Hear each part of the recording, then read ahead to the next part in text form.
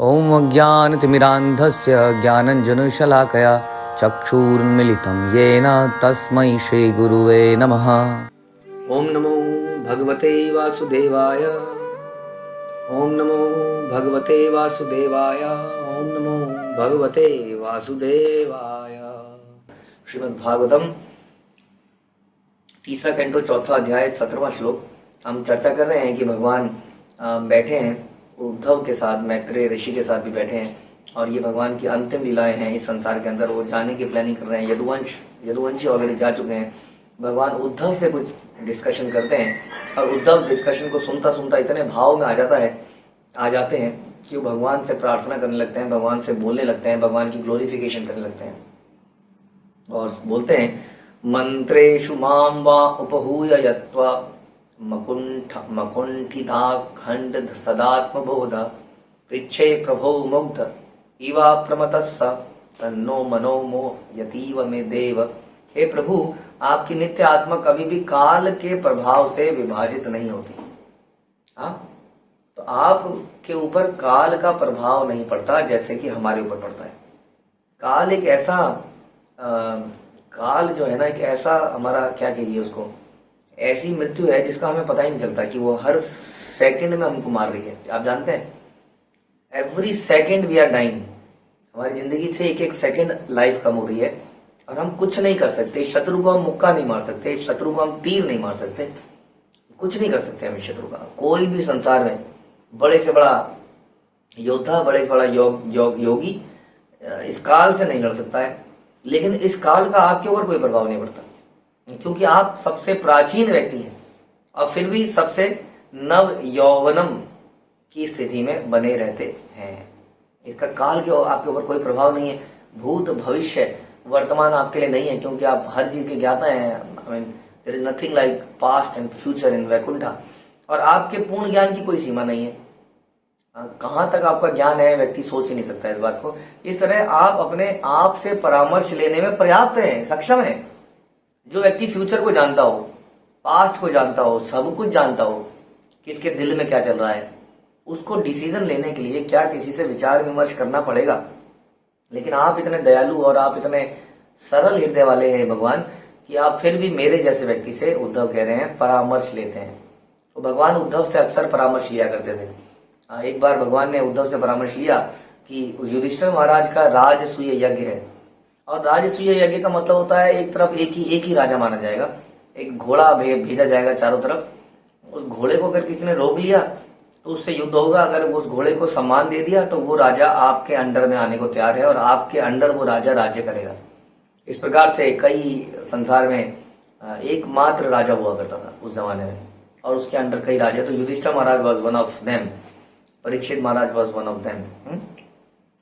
तो इस प्रकार का जब हुआ तब एक और समस्या आ गई। जरासंध ने हल्ला मचा रखा था, बड़ी मुसीबत कर रखी थी। जरासंध अभी भी मारा नहीं गया था और वो बदला लेने के लिए बार बार तैयार था, आतुर था।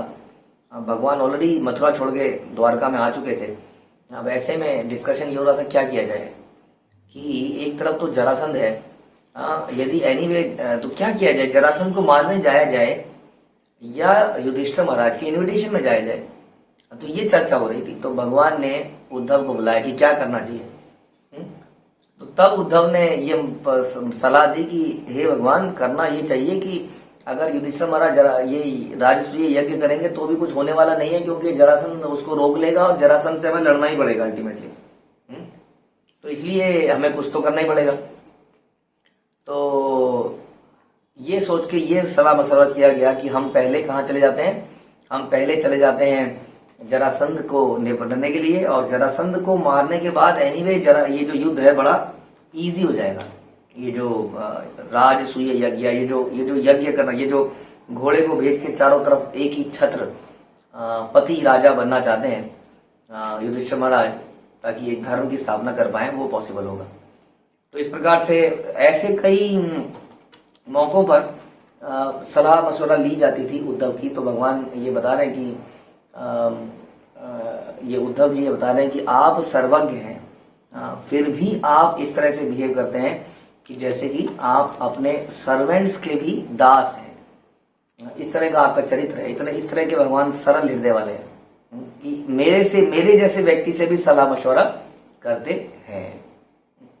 तो किंतु फिर भी आपने परामर्श के लिए मुझे बुलाया, मानो आप मोहग्रस्त हो गए हैं। यद्यपि आप कभी भी मोहग्रस्त नहीं होते हैं, आपका एक कार्य मुझे मोहग्रस्त कर रहा है।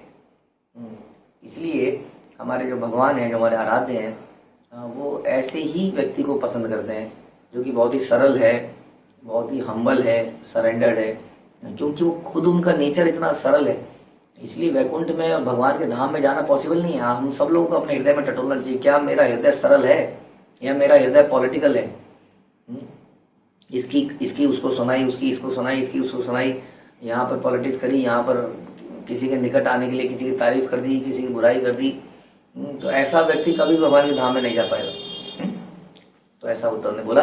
ज्ञानम परम स्वात्मरः प्रकाशम प्रोवाच कस्मै भगवान समग्रम अपि क्षमम नो ग्रहणाय भर्तार वदांश जसा यद्विजनम तरेम। हे प्रभु, यदि आप हमें समझ सकने के लिए सक्षम समझते हो, तो आप हमें वह दिव्य ज्ञान बताएं जो आपके विषय में प्रकाश डालता हो और जिसे आपने इसके पूर्व ब्रह्मा जी को बताया।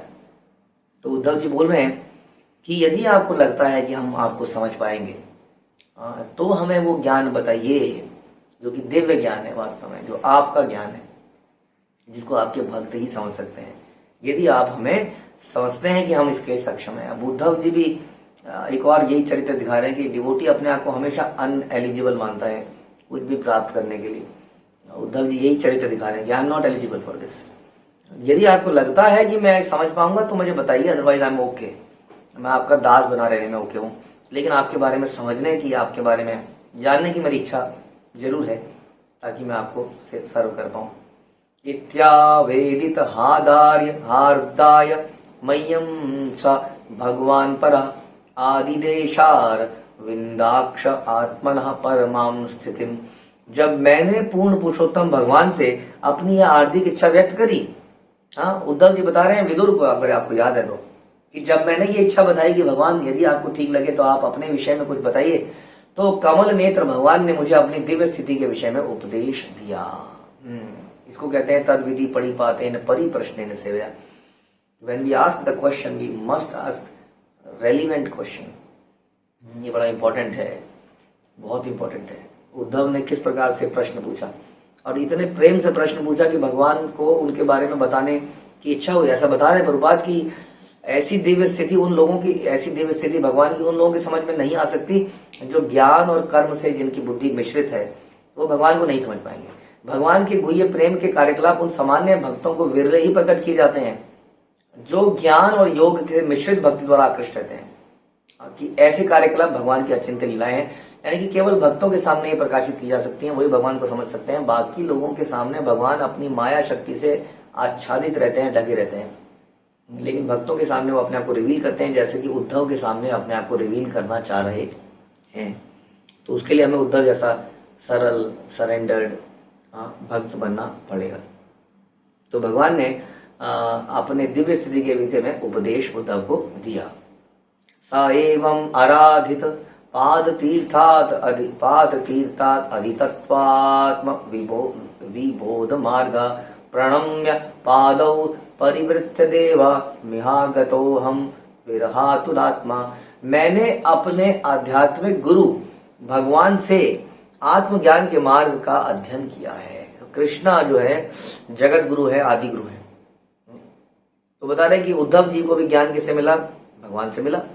अतएव उनकी प्रदीक्षिणा करके मैं उनके विरह शोक से पीड़ित होकर इस स्थान पर आया हूं।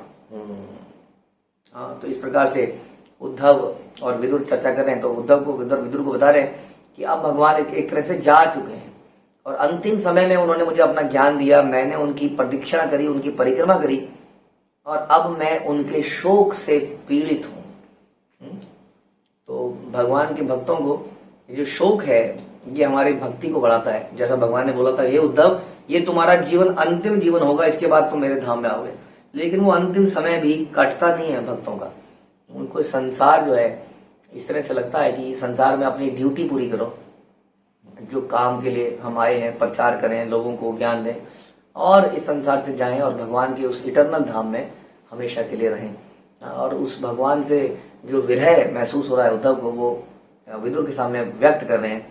सोहम तत् दर्शन आह्लाद वियोग आरतीयुतः प्रभो गामिष्ये दयितं तस्या बद्रयाश्रम मंडलम।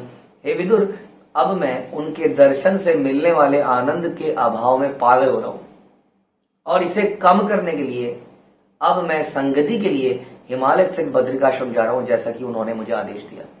तो ये बड़ा महत्वपूर्ण लाइन है हमारे लिए कि जब हम भगवान की विरह में पागल हो रहे हों, हमें बड़ा दूरी महसूस हो रही हो, तब हमें क्या करना चाहिए? हमें भगवान के आदेशों का पालन करना चाहिए। हाँ, इस प्रकार से जब हमें गुरु से विरह महसूस हो रहा हो तो हमें गुरु के आदेशों का पालन करना चाहिए। यही तरीका है उनके निकट आने का, और ऐसे ही उन्होंने किया। हाँ, तो उद्धव को भगवान का वियोग असहनीय लग रहा था, और अतः भगवान के आदेश का पालन करने के लिए वो बद्रिकाश्रम चले गए, क्योंकि वहीं उनको इंस्ट्रक्शन मिली थी कि आप बद्रिकाश्रम जाओ, वहां पे नर नारायण ऋषि हैं। हाँ, तो बद्रिकाश्रम जो है आज भी एक तीर्थ स्थान है, एक धाम माना जाता है बद्रीनाथ। बड़ा इंपॉर्टेंट जगह, जहाँ पे व्यास देव भी ऐसा कहते हैं हमारी दृष्टि से ओझल है, लेकिन वहीं पर उन्होंने श्रीमद् भागवतम को की भी रचना करी। उद्धव जी भी वहीं पर गए, तो बद्रिकाश्रम के लिए चल पड़े, क्योंकि भगवान का आदेश और भगवान अभिन्न है। जब तक मनुष्य भगवान के आदेश का पालन करने में सचेत रहता है, तब तक उनके उसको वास्तविक वियोग नहीं सताता। यानी कि वियोग से अगर बचना है तो क्या करा जाए? इंस्ट्रक्शंस को माना जाए। जैसे प्रभुपाद के बहुत सारे इंस्ट्रक्शंस हैं हम लोगों के पास, हम उनके पत्रों को पढ़ते हैं, हम उनके लेक्चर्स को सुनते हैं, और इस प्रकार से हम अपने आप को प्रभुपाद के बहुत निकट महसूस करते हैं जब हम उनकी बातों के अनुसार जीवन को बिताते हैं। इसी प्रकार गुरु परंपरा के आदेशों को जब हम पूरा करते हैं तो हम अपने गुरु परंपरा के एकदम निकट आ जाते हैं, और यही तरीका है, यही उद्धव ने भी किया। क्योंकि अपना जीवन समाप्त करने से बेहतर है अपने जीवन को भगवान की इंस्ट्रक्शन में लगाना। एक बार इसी प्रकार से हम देखते हैं सनातन गोस्वामी को भगवान की ऐसी लीला हुई कि सनातन गोस्वामी को चर्म रोग हो गया। हाँ, और सनातन गोस्वामी को चैतन्य महाप्रभु जो स्वयं भगवान है अपने गले से लगा लेते थे, और सनातन गोस्वामी के बॉडी के जो पस थी वो चैतन्य महाप्रभु की बॉडी में लग जाती थी। तो सनातन गोस्वामी ने डिसाइड किया कि मुझे आत्महत्या कर लेनी चाहिए, मैं जगन्नाथ जी के रथ के आगे कूद के अपनी जान दे दूंगा, क्योंकि मैं ये नहीं देख सकता कि चैतन्य महाप्रभु मेरा आलिंगन करे। तब चैतन्य महाप्रभु, क्योंकि स्वयं भगवान है, ये उन्हें पता चल जाता है और बोलते हैं कि तुम्हारा शरीर तुम्हारा नहीं है, तुम्हारा ये शरीर मेरा है। और ये कह के एक बार और आलिंगन करते हैं, और वो दूर भागना चाहते हैं भगवान से, ताकि भगवान उनका आलिंगन ना कर पाए। और इस बार आलिंगन करते ही सनातन गोस्वामी के सारे जो है रोग समाप्त हो जाता है, और इस प्रकार से वो एकदम स्वस्थ हो जाते हैं। तो भगवान ने 100 सुंदर लीला दिखाई और हमें सिखाया कि अल्टीमेटली हमारी बॉडी जो है, हमारा सब कुछ भगवान की सेवा के लिए है, और उसी के लिए हमें यूज करना चाहिए। हमें दुखों से भागकर आत्महत्या करना, मोरोस हो जाने की कोई हक नहीं है। हमारा जीवन केवल, जो भी हमारे जीवन में दुख आते हैं वो तो हमारे कर्मों का फल है ही। हम हमेशा फिर भी अपना मोटिवेशन हाई रखें, उत्साहित रहकर भगवान की सेवा में अपने आप को लगाएं। यत्र नारायणो देवो नरश्च भगवान ऋषि मृदु तीव्रम तपोदीर्घम ते पाते लोक भावनो।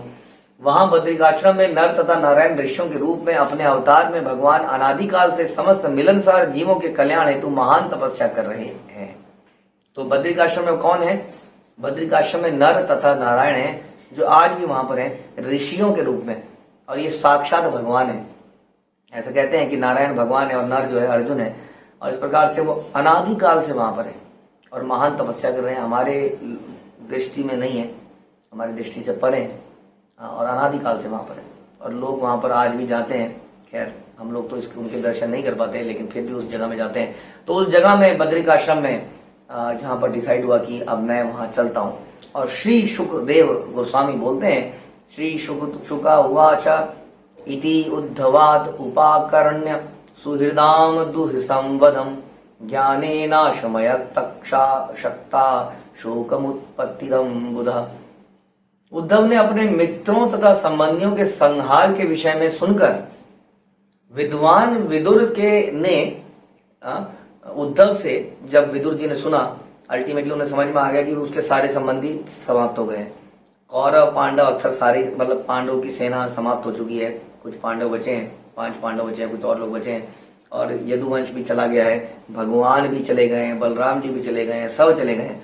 तो विदुर जो है अपने आप को संभाल नहीं पाए और उस असहनीय शोक में डूब गए, डूबने लगे। लेकिन तभी उन्होंने उस दिव्य ज्ञान से अपने आप को संभाला, जो उन्हें समय समय पर मिला, अभी उद्धव से रिसेंटली मिला, कि किस प्रकार से जब हमें शोकाकुल हो रहे हो तो अपने ज्ञान से हमें अपने आप को निकालना चाहिए और अपने आप को सेवा में लगा देना चाहिए।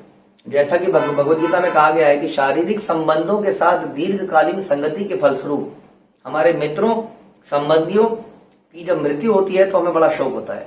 लेकिन ये शोक होना कोई आश्चर्यजनक बात नहीं है। हमारे संबंधी अगर संसार छोड़ के जाते हैं तो पूर्वात करें, इसमें आश्चर्य नहीं कि हमें शोक होता है। लेकिन हमें करना क्या चाहिए? किंतु मनुष्य को उच्चतर दिव्य ज्ञान के द्वारा ऐसे शोक को दमित करने की कला सीखनी चाहिए। यानी कि भक्त लोगों के जीवन में उनके पारिवारिक लोग जाते हैं तो ऐसा नहीं उन्हें दुख नहीं होता है, लेकिन दुखी होके वो अपना साधना, अपना जप, भगवान की भक्ति को नहीं छोड़ देते हैं, जो कि आम आदमी छोड़ देता है। भक्त अपने आप को निरंतर उस ज्ञान से, उस शोक से निकालने का प्रयास करता है और इंस्ट्रक्शन को याद करके भगवान की सेवा में लग जाता है। इस तरह से अपने आप को बिजी करता है और धीरे धीरे उस सिचुएशन को रिकवर कर जाता है। तो इस प्रकार से विदुर जी ने भी इतने, जो अभी सुना उन्होंने, अभी तक उन्हें पता नहीं था कि इतना कुछ हो चुका है, सब जा चुके हैं। अब उन्हें पता चला तो उस शोक से निकलने के लिए अभी तक जो उन्होंने सुना था उसको मेडिटेट किया और वो भी भगवान की भक्ति में और ज्यादा तीव्रता से लग गए ताकि शोक से निकल पाए। क्योंकि भगवान, बाकी शोक तो दूर है, भगवान के जाने का शोक और बड़ा है। और हम जानते हैं कि भगवान अब हमारे सामने उनके नाम के रूप में और श्रीमद् भागवत के रूप में स्थापित हैं। तो उसको पढ़ते हैं जब हम, या भगवान का नाम लेते हैं, तो हम भगवान का साक्षात्कार ही कर रहे होते हैं।